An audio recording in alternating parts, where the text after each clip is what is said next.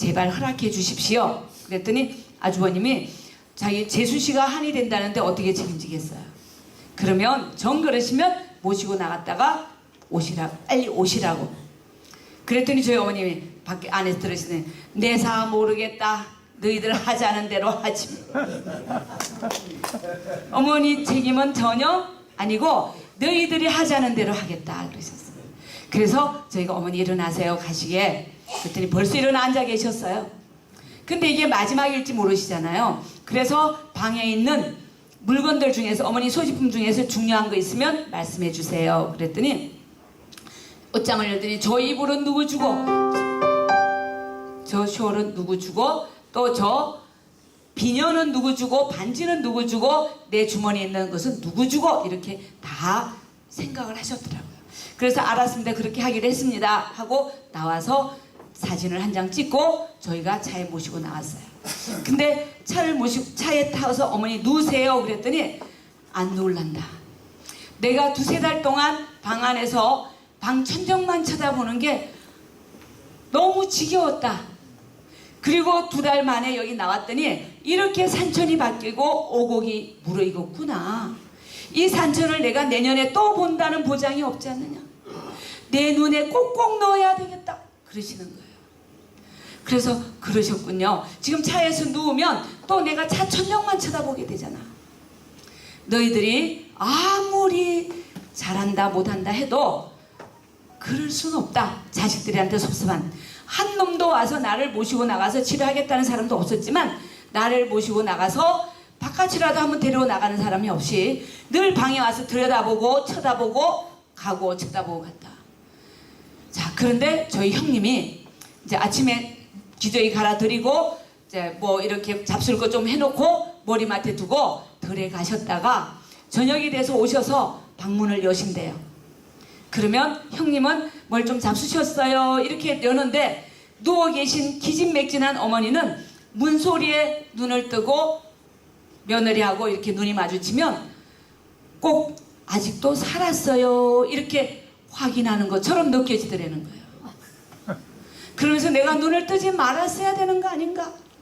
그러면서 며느리 보기 민망하고 눈 뜬 내가 참 속상하고 그랬다 이러면서 화가 난 말씀을 해주셨어요.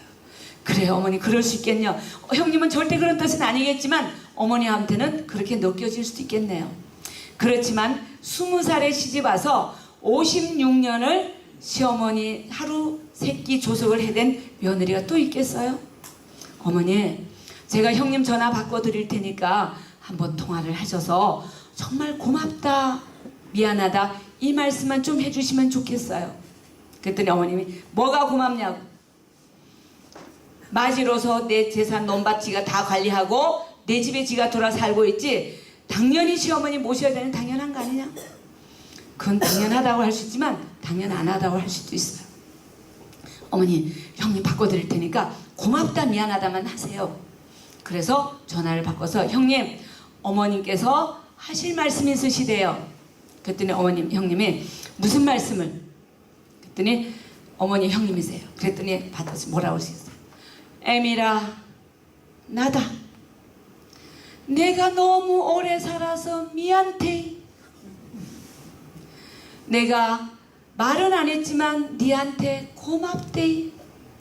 그리고 내가 마음이 없이 너한테 퍼부어댔던 거 네가 젊은 네가 다 잊어버려. 내가 못할 말 안 할 말 했던 거 네가 다 삭혀야 된대. 웃자던 동 고맙대. 그러니까 저쪽 형님이 막 우시잖아요. 형님 어머니 무슨 말씀을 그렇게 하세요? 제가 너무 철없이 시집 와서 어머니한테 할 말 못할 말 대들고 어머니 속 뒤집어 놓은 거 어머니야말로 다 잊어버려야 됩니다. 어머니 죄송합니다. 내가 너무 배운 게 없어서 철없어서 고부간에 붙잡고 전화를 붙잡고 막 울었어요. 결국은 어머니 고맙심대 미안합니다. 얘야 고맙대 미안하대. 그랬더니 옆에 아주버님이 무슨 전화인데 그러냐고 받았어요. 그랬더니 아버지님께 어머님께서 애비라 네 아버지 가고 네가 동생들 6남매 거느리느라고 고생 많이 했대. 그리고 이 늙은 애미 오래오래 살아서 네가 마음고생 많이 했대. 내가 없더라도 부디 동생들하고 큰 소리 내지 말고 살아야 된대. 동생은 본래 철없는 게 동생이 돼. 나이가 70이 되고 60이 돼도 동생은 철없는 게 동생이 돼. 큰 소리 내지 말고 살아야 된대. 누가 뭐래도 나는 네 마음 안다. 그랬더니 아주버님 무슨 그런 말씀을 하시냐고. 내가 다 안다고. 빨리 가서 치료받고 오시라고. 그것이 마지막 대화였어요. 그리고 도시로 나오셔서 한 달 3일 만에 돌아가셨어요. 형님 네 분은 좀 더 계시다가 도시에 나가셨으니까 늦가을 가을 그지 다 하고 나오시려고 했는데 그 사이 돌아가시거든요.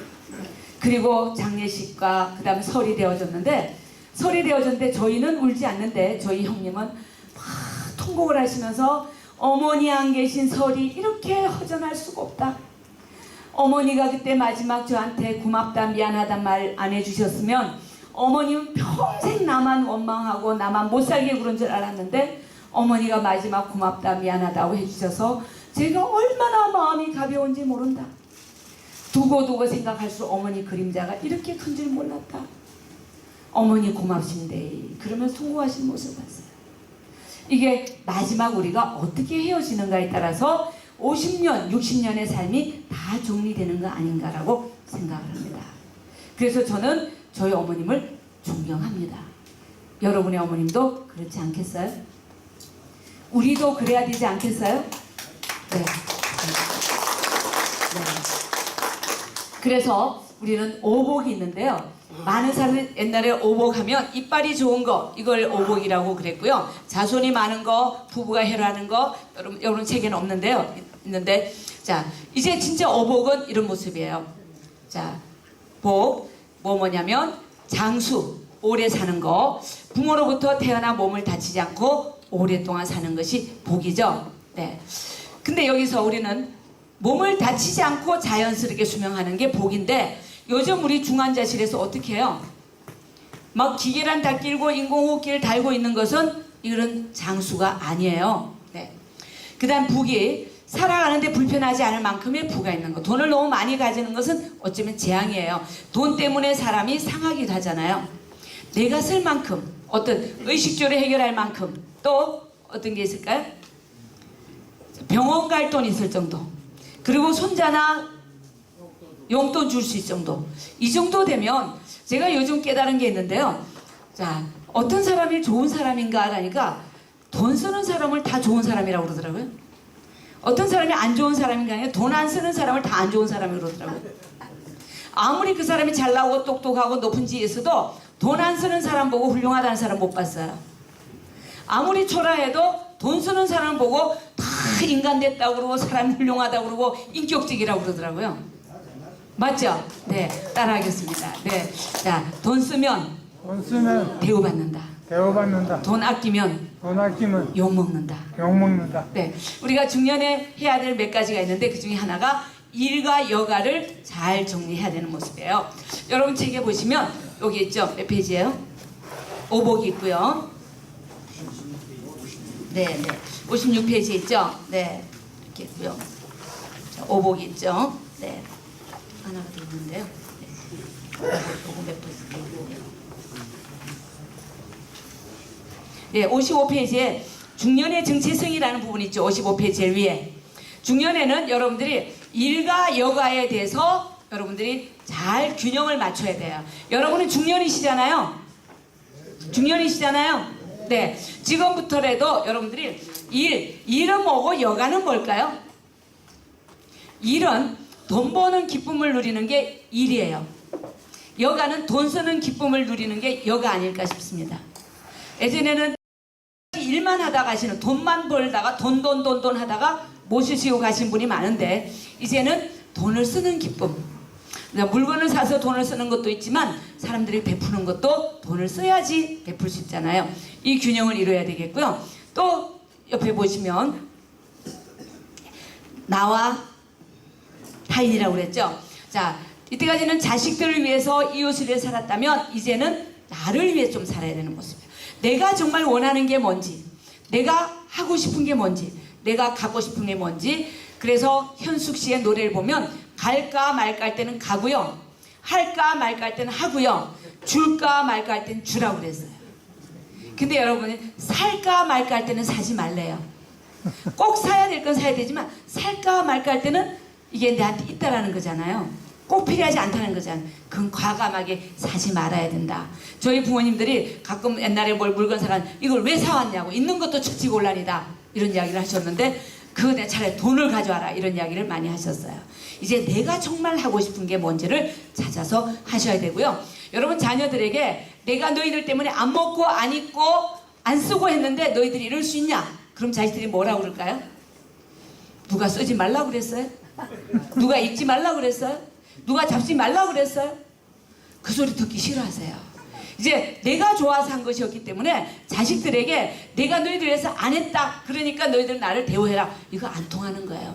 지금이라도 내가 원하는 거 내가 꼭 가고 싶은 데는 한번 가보시고요. 내가 꼭 가고 싶은 건 하셔야지 나중에 두고두고 원망하거나 후회하지 않는다라는 말씀을 드리고 싶습니다. 그 다음 밑에 보시면 우리가 뭐죠? 자, 현실과 낙관이라고 그래서 지금 현실 내가 내 나이가 어때서가 아니라 지금 내가 할 수 있는 것들은 꿈을 가지고 하셔야 되는 모습이에요. 자, 어느 95세 노인의 숙이라는 걸 보면 그분이 누구냐면 호서대 강 총장이었거든요. 이분이 63세 때 퇴직을 했어요. 그리고 이제 나는 사는 게 덤이다. 고통 없이 죽기를 기다린다. 라고 해서 그냥 세월아 내월아 지내다가 95세가 됐어요. 그때 이분이 후회 막급하면서 나는 너무 30년을 헛송세월했다. 지금이라도 내가 하고 싶은 걸 하겠다. 그래서 그때부터 영어와 중국어를 배우기 시작했어요. 자녀들 배워서 뭐 할 것인가? 배워서 뭐 할 것인가 중요하니 배우는 즐거움이 얼마나 큰지 모른다. 노노에도 그런 이야기가 있잖아요. 그래서 열심히 배우고 재미있게 지내시다가 102세에 아주 중국어를 능통하게 하시고 돌아가셨어요. 그래서 내가 이걸 배워서 뭐 할 것인가, 내가 일을 해서 뭐 할 것인가, 내가 뭘 해서 뭐 할 것인가가 아니라 지금의 최선을 다하고 꿈을 가지는 것이 중요하겠고요. 그 다음에 성찰과 실행이라고 해서 여러분이 깨달으신 것을 실행에 옮겨야 되잖아요. 자, 여러분 깨달으신 게 뭐죠? 아까 전에 돈을 쓰면 대접받는다. 예. 또 두 번째는 뭐예요? 네. 네, 나와 타인. 또 깨달은 게 뭐냐면 자식 뜻대로 되지 않는다. 자식 뜻대로 되시던가요? 안 되죠? 네. 자, 자식 뜻대로 되지 않는다. 자, 젊음이 영원하지 않다. 건강이 항상 가만히 있는데도 존재하지 않는다. 세상에 공짜는 없다. 하늘에 뚝 떨어지는 하나도 없잖아요. 발품을 팔아야 된다. 그래서 이것들 종합한다면 우리는 깨달은 것들을 실행에 옮겨야 되는 것이 우리의 모습이지 절대 내 자식은 그렇지 않을 것이다 라고 생각하시면 안 된다라는 이야기예요. 그래서 자식의 촌수가 몇 촌일까요? 무촌이에요. 1촌이에요. 부부가 무촌이죠. 1촌인데 법적으로 1촌이지만 언제까지 1촌이냐면 품 안에 있을 때까지가 1촌이에요. 엄마 아빠 할 때가 1촌이에요. 사춘기 되면 4촌이에요. 20살 넘어가서 군대 가고 대학 가면 8촌이에요. 8촌은 행사 때만 만나잖아요. 명절이나 어버이날이나 생신날이나. 그 다음 결혼하면 사돈이에요. 사돈. 사돈은 섭섭한 게 있어도 따질 수 없잖아요. 앞에서는 전만에 괜찮다 하고 뒤에서 꿍시렁 하게 되잖아요. 그리고 손자 손녀 생기면 사돈의 8촌이에요. 아니에요? 네, 사돈의 8촌이에요. 맞아요? 아니에요? 그럼 몇 촌이에요?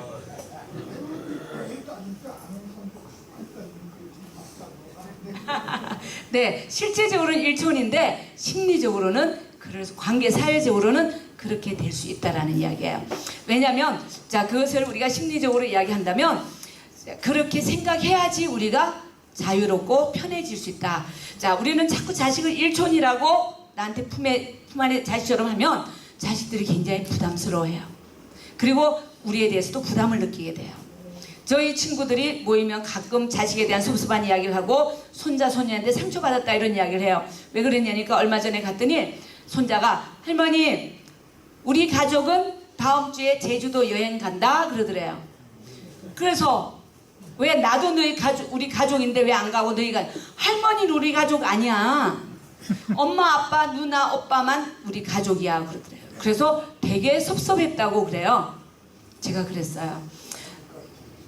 잘못 가르쳤죠. 네. 근데 걔들 개념에는 그럴 수 있다고 친다면, 가족은 결혼하지 않았을 때는 내 가족이라고 할 수 있지만 결혼하고 나면 지 가족이 있으면 내 가족이 아니라고 생각해야지 자유로워지지 않을까. 어떻게 생각하세요? 두 가족을 섬기기가 어려워요. 지 가족을 내팽개치고 우리를 섬기다 보면 지 가족이 서운해진다면 지 가족을 잘 챙기는 것이 우리가 기뻐지는 것이 아닐까라고 생각을 해봅니다.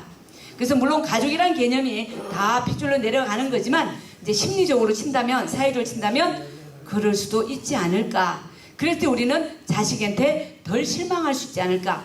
여러분 책의 앞에 제일 몇 페이지에 보시면, 첫 페이지에 여기 몇 페이지죠? 53페이지에 인생곡선이라는 게 있습니다. 인생곡선에 보면 대부분 많은 사람들이 우여곡절이 있는데요. 마지막에 노년에 나는 내일이 오늘보다 모레가 내일보다 더 행복한 사람들은 노년에 우울증 걸리지 않아요. 근데 많은 사람들이 노년에 막 내리막을 가요. 특히 자식들한테 대한 섭섭한 것 때문에 굉장히 많이 우울해지는 모습. 내가 쥐를 어떻게 키웠는데 막 그래서 속상하게 억울해하다 보면 우울증이 오시는 분들이 많은데, 그분들에게 자식에 대한 기대를 내려놓게 되면 우울이 덜해지게 되겠고요. 우울이 뭐냐면 기대 빼기 현실이 우울이에요. 기대를 100 했는데 현실이 10이면 우울이 90이고요. 행복은 기대를 10 했는데 현실이 100이다. 그러면 행복이 90이에요. 우리가 자식을 위해서 농사를 짓고 뭐 했지만 우리가 기꺼이 한 것이지 자식이 대가를 받으려고 한 것은 아니잖아요. 안 그러신가요? 네, 자식이 잘 되는 걸 보니까 내가 행복해지는 것이지, 내가 이렇게 키워놓으면 자식이 나를 이렇게 해주지 않을까. 그런데 안 되어지면 섭섭해지잖아요. 그래서 자식에 대한 기대를 자꾸 내려놓게 되면 우리가 좀 편안해지지 않을까라고 생각을 합니다. 자, 그래서 우리는 자꾸만 기대를 내려놓는 것이라고 한다면 자식에 대한 촌수를 조금씩 떼어놓고 나고, 그러려면 우리는 자식보다 더한 친구가 있어야 돼요. 여러분, 해는 져서 어두운 데라는 노래를 한번 해볼까요? 같이요. 시작. 해는 져서 어두운 데 찾아오는 사람 없어. 밝은 달만 쳐다보 외롭기 내 친구 어디가 나 홀로 앉아서 일조일만 생각 눈물만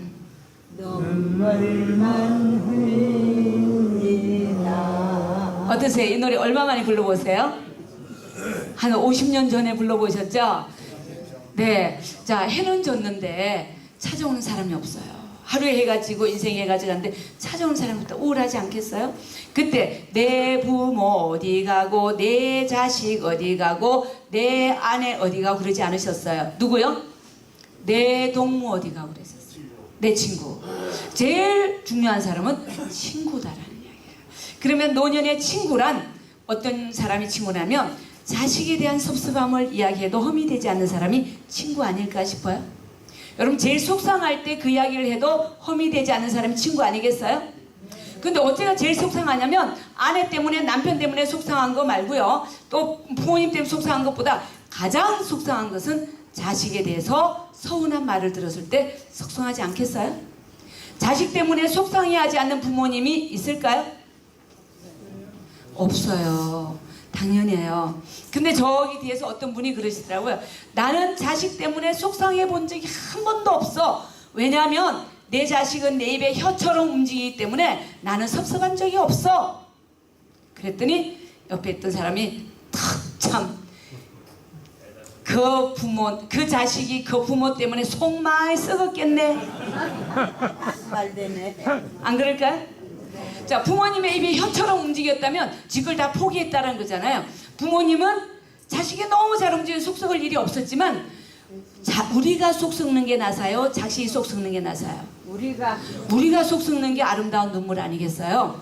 그래서 자식이 너무 착하다, 우리한테 잘한다, 우리는 참 고맙다, 이게 아니라 우리가 조금 인내하고 참고 기다린 게 낫지, 자식들 보고 우리를 위해서 희생하라 하는 것은 바람직하지 않지 않을까라고 생각합니다.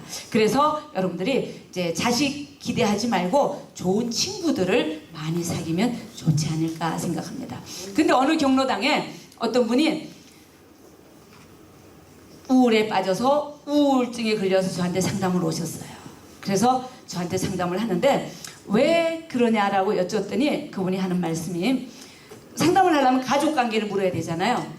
그랬더니 자식이 3남매, 자기는 30대 후반에 혼자가 돼서 3남매를 너무너무 잘 키워서 큰아들은 국회의원, 둘째 아들은 의사, 사위는 변호사, 며느리 박사 잘 키웠대요. 근데 70이 넘고 80이 되어지니까 자꾸 편찮으시니까 병원에 왔다 갔다 하다가 자식을 너무 잘 키우니까 자기를 찾아올 시간이 없고요, 같이 밥 먹을 시간이 없고요, 잠잘 시간이 없는 거예요. 그래서 자식들이 결론적으로 어머님을 요양원에 모시자 이렇게 결론했대요. 그분이 생각하기에는 요양원은 자식도 없고 돈도 없고 집도 없는 사람이 가는 것이지, 내가 이렇게 자식을 잘 키워놨는데 내가 왜 요양원에 가야 돼? 요양원을 갈 것 같으면 내가 혀를 깨물고 죽는다.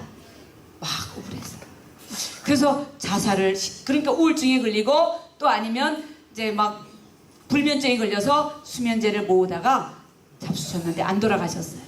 그래서 상담을 왔는데 저한테 계속 하시는 말씀은 자식 욕만 하시는 거예요. 내가 저것들을 어떻게 키웠는데 저것들이 나한테 이럴 수가 있을까? 막 분하고 괘씸하고 억울하고 인연 전연 저놈 그놈 막 너무너무 속상해 하셨어요. 1시간 상담을 하면 제가 10분이라도 이야기를 해야 되는데 제가 10분도 이야기를 못하고 계속 혼자 이야기하시는 거예요. 얼마나 속상하시면, 얼마나 할 말이 많으면. 그래서 제가 그 상담료를 드리면서 봉투를 이걸 가지고 마을 경로당에 가셔서 어르신들하고 밥도 사잡수시고 놀러도 가시고 자식 이야기도 하시라고. 나도 그러고 싶은데 내가 가면 사람들이 다 떠난대요. 왜 그럴까요? 맞습니다. 네, 그분이 이제 좀 허리가 굽고 이렇게 늙으셨어요. 그러니까 나를 무시할까봐 사람 만난다면 아이고 그 무슨 당 국회의원 있죠? 그 내 아들이요, 내 아들. 저기 저 의사, 그 의사가 내 사이요.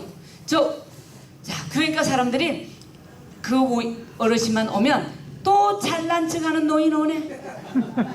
아이고 또 주책 노인 오네. 다 안 듣고. 그래서 얼마 전에는 아들이 100만 원을 줬대요. 경로당에 밥 먹으라고. 직접 주면 뇌물이 되잖아요. 100만 원 줬는데 밥 사겠다고 그래도 한 사람도 밥을 안 먹겠다는 거예요. 왜? 안 듣고 안 먹겠다라는 거예요. 안 듣고 안 먹겠다는. 그래서 그분이 친구가 없으니 자식들한테 내가 어떻게 키웠는데 이러고 내가 거기 가서는 내 자식이 어떤데 하니까 친구가 없어지는 모습. 자, 따라하겠습니다. 자식 자랑하면, 돈 자랑하면, 돈 안 쓰면 친구 없어진다. 친구 없어진다. 맞죠? 네, 이렇게 하세요. 자, 뭐 자식은 다 그래. 따라하세요. 자식은 다 그래. 지금 사회자가 자식은 뭐 하는 거야? 똑같아. 내 자식이 집의 자식보다 더해. 밥이나 먹어. 이래야 친구가 되는 모습이에요. 네, 다 했습니다. 네, 자, 그래서 강령이 되는데요. 자, 이렇게 하시면 우리가 마지막으로 이렇게 무의미한 연명치료 하지 않고요. 마지막에 우리가 자 하시는 것이 이런 모습인데요. 잘 준비해야 되는데 우리는 언제 어디에서 어떻게 돌아가실 건가. 제가 좀 전에 저희 어머님 말씀드렸잖아요. 잘 준비하시고 화해하시고 돌아가시면 언제 가실지 어떻게 가실지 모르지만 그때 우리는 아름다운 마무리가 되지 않을까라고 생각합니다. 그래서 여러분들이 사전놀이 요양서도 좀 적어 놓으시고 여러분 책에 있습니다. 사전 장례 요양서며 이런 준비를 하시는 것이, 많은 사람은 겨우살이는 준비를 하면서 우리가 죽음에 대한 준비를 하지 않는다. 이것은 바람직하지 않잖아요. 그래서 노계도 준비해야 되지만 사계도 준비해야 된다고 말씀을 드리겠습니다. 수고하셨습니다. 네, 감사합니다.